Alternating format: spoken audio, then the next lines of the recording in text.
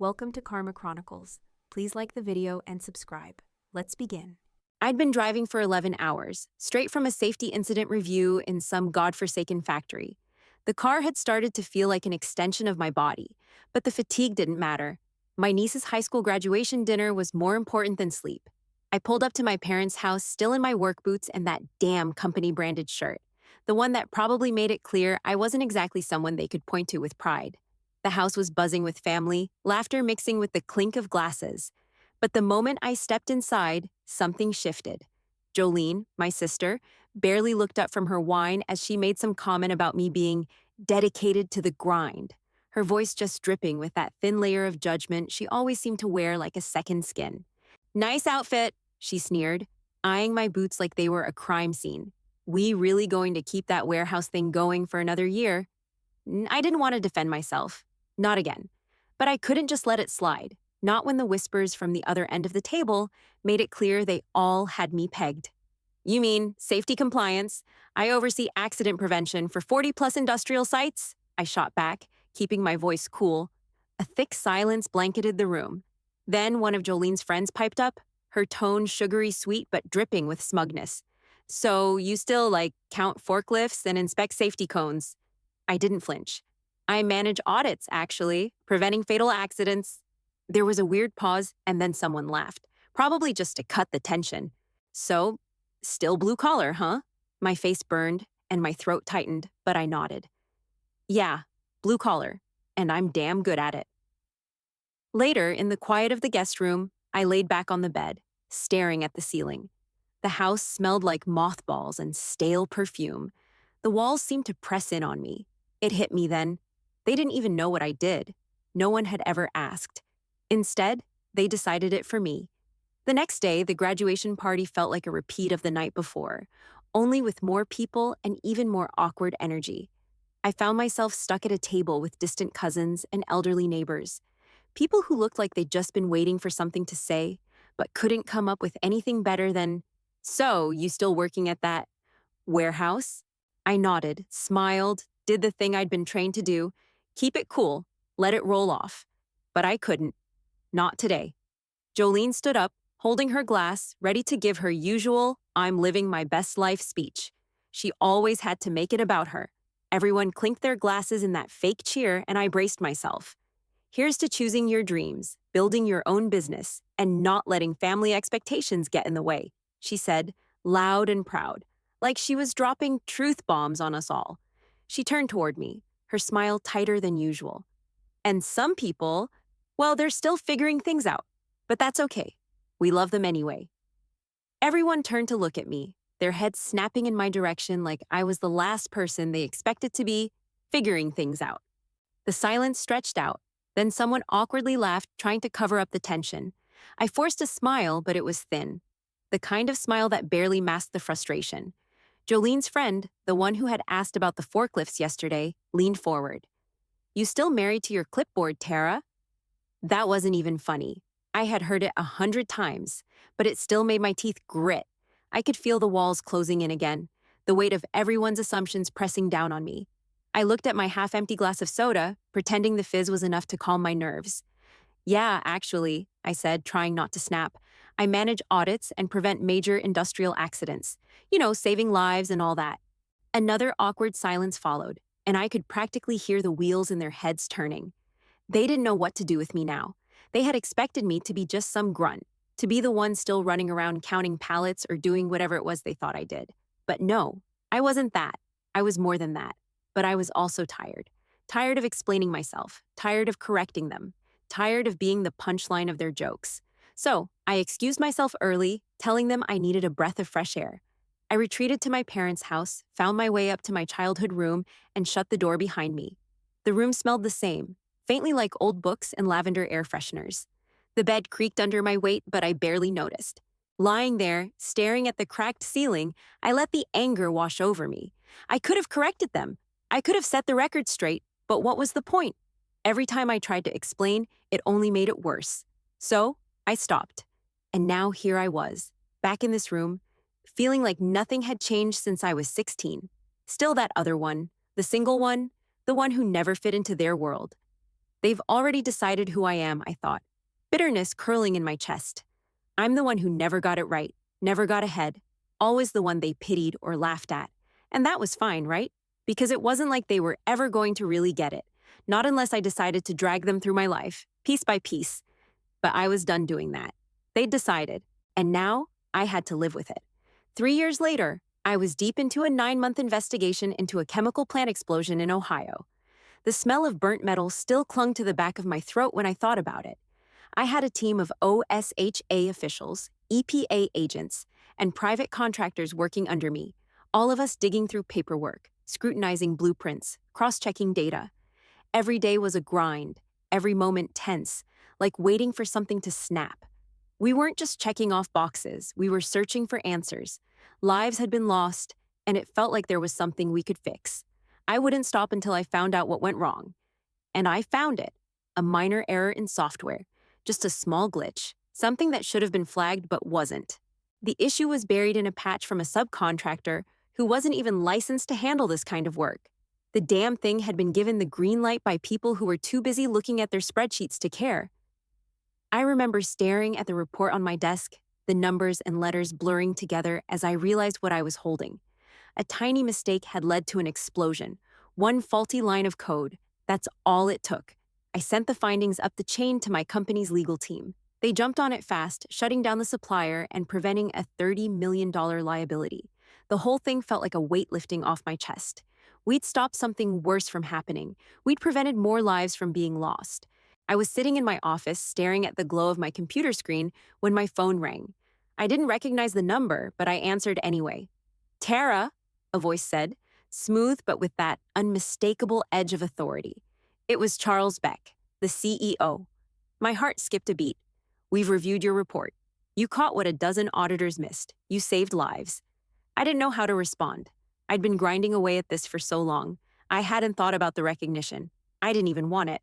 But hearing him say it, hearing someone in charge acknowledge the work I'd done, felt like a punch in the chest. It wasn't just a pat on the back. It was something real, something that made me sit up a little straighter. "We're hosting a national safety summit next month in Chicago," he continued. "I want you to represent the company. Your work deserves the spotlight." I wasn't sure how to respond to that either. A part of me wanted to say no, like I didn't belong in that world. But then I remembered the explosion, the lives lost, the families waiting for answers. I couldn't walk away from this. I cleared my throat. "I'd be honored." He chuckled on the other end. "Good. We'll make the arrangements." Yeah, the call ended, but I stayed sitting in my chair, staring at the phone like it had just given me something I didn't even know I needed. I ran my fingers over the edge of my desk, grounding myself. It wasn't fame or fortune I wanted, but maybe, just maybe, I could finally get people to understand what I did. Maybe they'd see past the clipboard jokes, the warehouse comments, the assumptions. Maybe this time, I'd be seen for what I really was, someone who mattered. For once, I didn't feel like the punchline. The summit in Chicago was everything I expected, and more. The room was full of safety professionals, logistics execs, and industry leaders who had spent decades working in a field that, on paper, looked just like mine. But here, I wasn't the outlier or the joke. I was part of the conversation. I had a seat at the table. I stood behind the podium, scanning the crowd of strangers who were about to hear me speak for the first time. The click of my heels against the floor echoed in my ears. The nerves were there, like they always were before a presentation. But there was something different this time. Something grounded. I didn't have to prove anything anymore. The title of my segment was simple: "When Protocol Isn't Enough, Preventing the Preventable." It felt good, saying it out loud, owning it. I'd spent months diving into the details of what went wrong at that chemical plant. How the oversight wasn't just a mistake, it was a failure of the system, of the protocols everyone thought were enough, but weren't. I didn't want them to just hear the numbers. I wanted them to feel the weight of what could happen if we didn't change. I talked about the software failure, the negligence, the unlicensed subcontractors who'd slipped through the cracks. I laid it all out, clear and direct, explaining how I had found the root cause and shut it down before it could take more lives. I knew the room was listening, not because of my title, but because of the facts. Because this time, I wasn't asking for validation. I was just telling them what happened and why it mattered. When I finished, there was a beat of silence before the room broke into applause. I didn't know how to react. The weight of it all was heavier than I expected. People came up to me afterward, asking questions, shaking my hand. Some even took pictures. But none of it felt like validation. It just felt real. I didn't have to explain my job anymore. The summit was a turning point, and it wasn't just about the presentation. The media picked it up quickly. Local news stations in Chicago ran clips of my segment, and before long, national outlets were calling. My face flashed across screens everywhere. Stories about how I'd saved lives, how I'd uncovered the truth. My inbox exploded with messages, job offers, interview requests, LinkedIn notifications, all stacked one on top of the other. The phone calls started coming in. Everyone wanted to know what I was doing next, who I was working with, if they could hire me for something bigger. But then, 3 days later, my mom called. Her voice sounded unsure, like she didn't know if she should bring it up or not. "Sweetheart," she said, "Jolene sent me some video. Is that really you on the news?" I could feel the question before she even asked it. It was that familiar tone, the kind that said, "I'm proud of you, but..." "Yes, Mom," I said, my voice calm, even though I could feel the familiar irritation bubbling up. "That's my job." There was a long pause on the other end. I could almost hear her trying to process the image of me on TV, speaking to a room full of professionals, knowing it didn't fit the version of me she had in her head. "But you work at warehouses," she said, as if the two were somehow mutually exclusive. I closed my eyes, tired of explaining. "No, Mom. I run investigations that keep workers alive." I could tell she was about to say something else, but I didn't wait for it. I hung up before the words came. There was no anger this time, no frustration, just a kind of exhaustion that had built up over the years. I'd tried so many times to explain, but I was done now. I didn't need to justify what I did to anyone anymore, least of all my family. The phone sat heavy in my hand. For once, I wasn't angry. I wasn't fighting for their approval. I just felt finished, done. And honestly, that felt like the biggest win of all. It started with a ping in my phone. The family group chat was lighting up, the familiar flood of emojis and casual chatter that usually made me cringe. But this time, it was different. Jolene sent the first message, an awkward, tone-deaf kind of congratulations. "Wow, didn't realize your warehouse stuff was so serious." I stared at the screen for a beat, my stomach tight. The words stung, but I was past the point of caring about her snark. What really got to me was the flood of comments that followed, all of them piling in, as if they suddenly had a right to understand my life. "Why didn't you tell us you were this high up?" One cousin wrote, like they were suddenly so damn proud of me.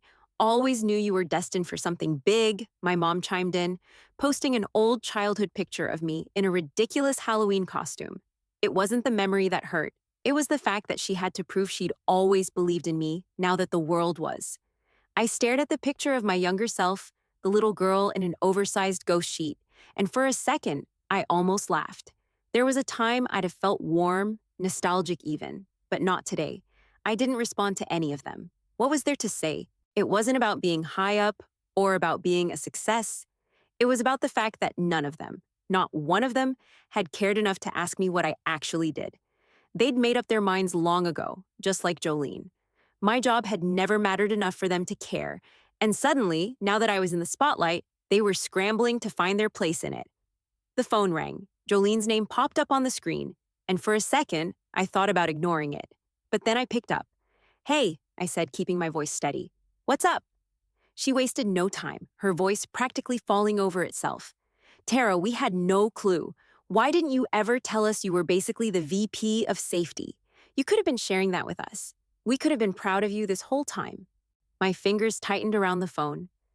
"Because you never asked, Jolene. You just decided I was someone you could feel better than." There was a long pause on the other end, a silence so heavy it almost choked me. Then she muttered, "That's not true." I took a breath. "Yeah, it is. Every time I tried to explain, you laughed. Every time I mentioned what I was doing, you changed the subject. But now that there's a spotlight, you're all we didn't know. You never cared, Jolene. You just assumed I was some small-town nobody." "I didn't..." She cut herself off, her voice faltering. "I didn't mean to make you feel like that." I scoffed. "Of course you didn't. You don't get it. You never got it." My chest tightened. and I fought to keep the edge out of my voice, but it was there, sharp and raw. You never bothered to ask what I was doing, and now you want to act like you've always been in my corner. It's too late for that. She sighed. I could hear her shifting around, maybe even pacing. We're family, Tara. We should have been there for you. I bit down on my lip, holding back the bitterness that wanted to spill out. Then maybe you should have acted like it next time someone tells you what they do for a living. The silence that followed wasn't comforting. It was full of things unsaid, too much space between us now to fill with words. And I didn't want to fill it anymore. I didn't wait for her to respond. I ended the call. My fingers hovered over the screen for a second, but I didn't feel the need to check the chat again. I didn't feel the need to explain myself anymore. The truth was right there in front of them if they were willing to see it, but they weren't. They'd already made their assumptions, and I was tired of proving them wrong. I tossed my phone on the bed and stared out the window, feeling a strange calm settle over me. They were still in the past, stuck on the version of me they'd created in their heads, and I was finally ready to move on without them. Grandma's 90th birthday party was held in the same banquet hall, where I'd spent the night of my niece's graduation dinner. The same place, but it felt different this time. As soon as I walked through the door, I could feel the change. The air wasn't heavy with judgment, at least not in the same way. There were no snide remarks or whispered comments this time, just nervous smiles and awkward small talk. It was like the room had heard what I'd done, and suddenly, everyone was scared to screw up in front of me. I caught the quick glances, the strained compliments. Wow, Tara, you're really doing big things now, huh? One of the distant cousins said, fiddling with the stem of his wine glass. His eyes darted from side to side, like he was waiting for me to call him out for some kind of offense. I nodded. Yep, big things. Then Cousin Dan's husband, Steve, stepped up with a sheepish smile. I saw your piece on LinkedIn. Really impressive. We've actually started using your recommendations in our plan. I stared at him for a second, trying to make sense of it. Steve had always been the guy who barely looked up from his phone at family gatherings. But now, he was offering me respect. Thanks, I said, trying not to sound too surprised. I'm glad it's helping. It wasn't much, but it was a hell of a lot more than I'd gotten from most of them over the years. Still, there was that nagging feeling, the same one I'd carried for so long, that they only cared now because of the spotlight, not because they'd ever bothered to truly know me. The cake came out, and Jolene immediately started weaving through the crowd toward me. Her smile was too wide, and her voice a little too high-pitched. Tara, she said, almost breathless. Can I talk to you for a second? I barely had time to nod before she grabbed my arm and pulled me aside. Listen, she said, lowering her voice. I had no idea what you were really doing all these years. You should have told us. I would have promoted your work in my network. The words hit me like a slap, and I almost laughed. You thought I stocked shelves? You called me a warehouse traffic cop, I shot back, my voice sharper than I meant it to be. Her face flushed, but she quickly recovered. That was a joke, Tara. You know that. I didn't mean it like that. No, I said, meeting her eyes. It wasn't funny. And it wasn't just one joke. It was the same thing over and over. Like you couldn't wrap your head around the idea that my job might actually matter. She opened her mouth to argue, but I cut her off. You never bothered to ask me what I actually did. You just assumed, and now you want to act like you've been in my corner all along. I took a deep breath, trying to steady myself. It's too late for that, Jolene. Her expression faltered, like she wasn't sure what to do with my words. I saw her glance at the others, maybe wondering if they'd heard. But I didn't care. It wasn't about them. It was about the years of being overlooked, the constant feeling of being dismissed as the other one in the family. Jolene shifted her weight from one foot to the other, clearly uncomfortable. I didn't realize how important your work was. You should have... I didn't wait for the rest of it. I shouldn't have to prove myself to you, I said, my voice firm now. And I shouldn't have to explain it to anyone else either. There was a long silence, and I could feel the weight of it between us. Jolene didn't know what to say next, and frankly, I didn't either. She opened her mouth, but nothing came out. I stood there for a moment, letting the awkwardness hang between us. Then, without another word, I turned and walked away. The cake was already being cut, and the party continued without me. But for the first time in a long while, I didn't care. It was over. I didn't need to explain myself to her anymore. I didn't need to explain myself to anyone. The cake was barely cut before Jolene stood up, the room quieting instantly. She had that look on her face, the one she always wore when she wanted to make something her moment. She lifted her glass, and everyone followed suit, their eyes on her, just waiting for her to say something profound, something that would wrap the evening in a neat little bow.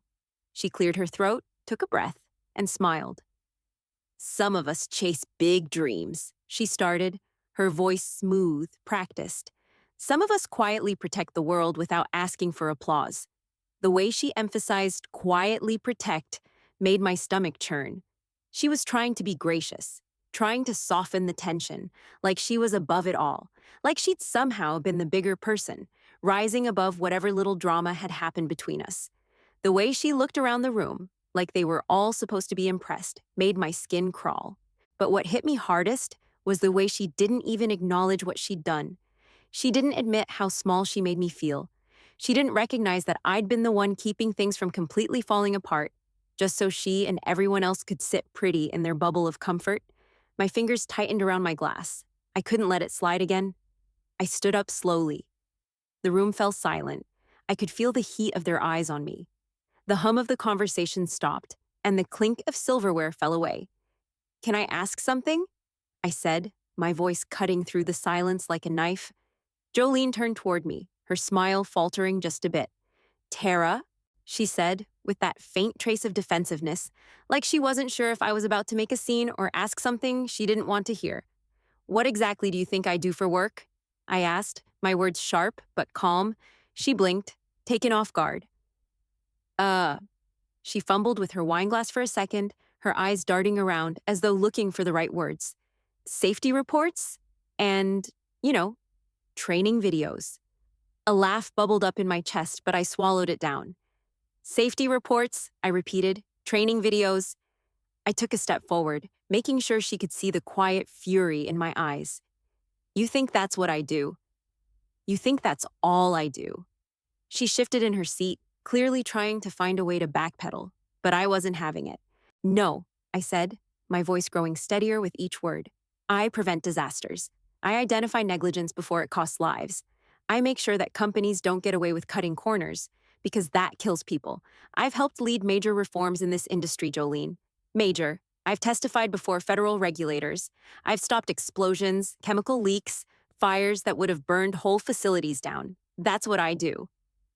The room was dead silent now. I could hear my own breath, the pulse of my heart in my ears. The words felt heavy, but they were mine, and they were real. Jolene opened her mouth like she was going to speak, but I wasn't done. "You all thought I walked around a warehouse with a clipboard," I said, my voice steady but cutting through the air like a whip. "Like that was all I did. You thought I was just some underpaid grunt who didn't know her worth. And even if I did just walk around with a clipboard, why was that funny? Why was that a joke?" Her face was red now. She opened her mouth again, but no sound came out. "Because you didn't laugh because my job was small," I said. "You laughed because I made you uncomfortable. I reminded you that the world doesn't work the way you want it to, that there are people out there doing real work, keeping you safe, keeping the wheels of the world turning. And you couldn't stand it. You couldn't stand that I was doing something that mattered more than whatever high and mighty dreams you thought you were chasing." The silence in the room was suffocating. No one moved, no one breathed. Jolene was still standing, her mouth opening and closing like a fish, but she couldn't find the words. The room was so still I could feel the weight of the moment pressing down on all of us. I turned my back to her, not wanting to see the guilt flicker across her face. I didn't need her apology anymore. I didn't need anything from her. For the first time in a long while, I felt clear. I didn't need to explain myself to anyone. I didn't need them to get me. I was done. I walked away, back toward the dessert table, my feet steady on the ground. And as I left the silence behind me, I could feel it. The weight that had been on my shoulders for so long, slowly starting to lift. The next morning, my phone buzzed relentlessly. I hadn't even had time to grab coffee when the first message popped up. "I'm so sorry, Tara. I had no idea." It was from one of my cousins, his name flashing on the screen. I ignored it and swiped to the next one. "We get it now. Really proud of you." I had no clue, but I'm proud. You've always been amazing. More messages rolled in, one after another, all apologizing, trying to make up for what had happened the night before. I didn't respond to any of them. What was there to say? They'd spent years laughing at me, dismissing me as the one who didn't measure up, and now they were falling all over themselves to prove they got it. And then, Jolene's name flashed on the screen. I rolled my eyes before even answering, but I picked up anyway, because I knew it was coming. Tara, she said, her voice softer than I expected. I messed up. We all did. I didn't see it. Can we start over? I leaned back in my chair, staring at the window as the sound of cars rolling by filled the silence in the background. It felt strange, this sudden offer of reconciliation. Not sure I want to, I said, feeling the weight of the words. You can't just undo 16 years of being treated like I was invisible. She sighed heavily on the other end, like she'd been expecting that answer. I know, but I want to learn, Tara. I do. Learning's not about wanting, I said, the words sharper than I meant. It's about doing. For 16 years, you weren't interested. Why now?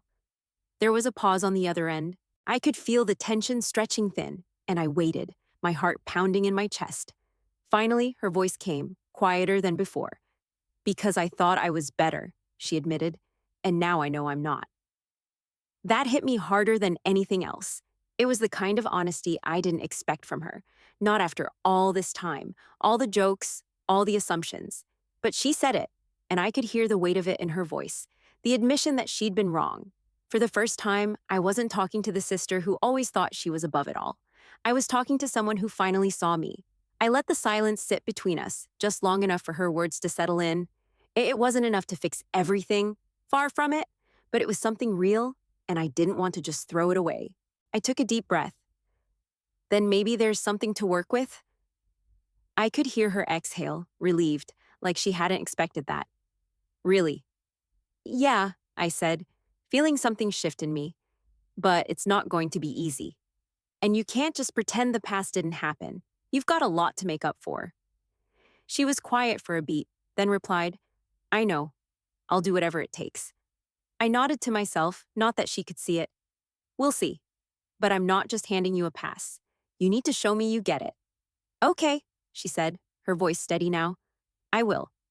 I didn't say anything else. I didn't need to. Jolene had taken the first real step, and that was enough for now. The rest would come in time, or it wouldn't. But for the first time in a long while, I didn't feel the need to chase her approval. If she was serious about changing, we'd figure it out. But I wasn't going to be the one to make it easy for her. Not anymore.